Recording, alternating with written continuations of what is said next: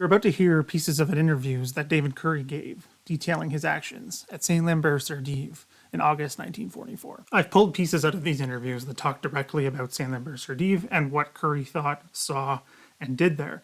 He is very humble in how he describes the actions and gives so much praise to his men. I think this demonstrates what kind of person Currie was and his humility in his actions. Currie was awarded the Victoria Cross for his actions in helping to close the Falaise gap. Here are these interviews with photos of Currie, photos of the action that took place at St. Lambert-sur-Dives, some video as well, and also some video I took of Currie's medal set that's currently at the Canadian War Museum. Canada's 5th VC of this war, Major David V. Currie of the South Alberta Regiment, is a lean, quiet Westerner with a friendly and humorous smile.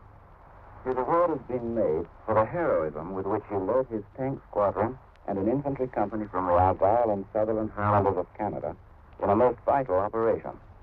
In a 3-day battle against tremendous odds, the small force under Major Currie's command captured and held the French village of St. Lambert-sur-Dives, and thus played a very big part in the sealing of the Falaise pocket and the destruction of the German 7th Army.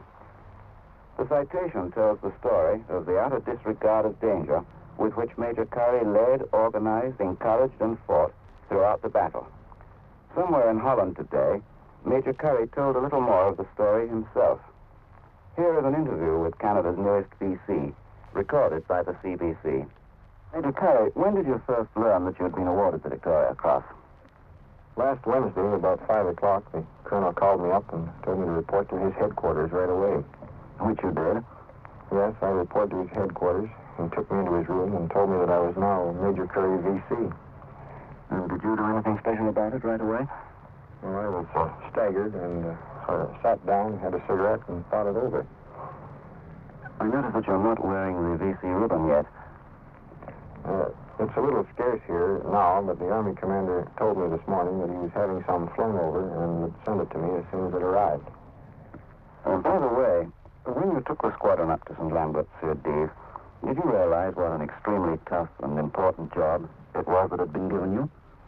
I remember thinking that at the time that it was the toughest job the regiment had ever been given. And later events showed you were right. It was.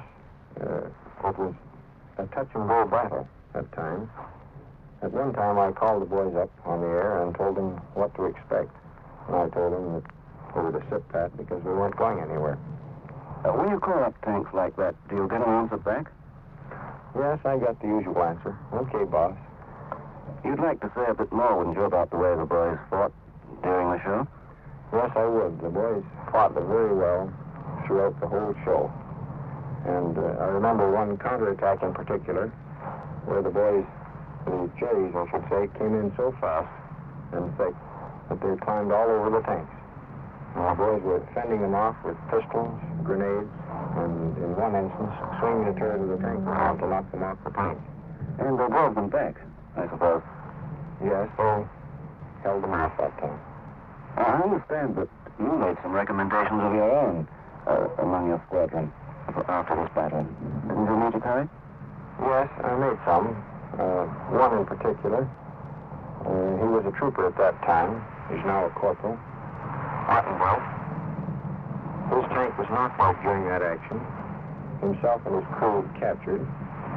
He escaped from the German lines, came back to my own headquarters, and took over another tank that was there, the crew commander of this tank having been wounded. He fought this tank throughout the whole action. And he's been decorated, hasn't he? Yes, he's received the MM. Getting back to that story of the actual action in closing the Falaise gap, one thing you said struck me very forcibly as being so typically Canadian when you told your boys over the intercom that you were going to stay there and probably not go anyplace and very likely be killed. And the answer came back, okay, boss. Is that the way, that typifies the way they take the whole thing, doesn't it? Yes, that's their normal answer.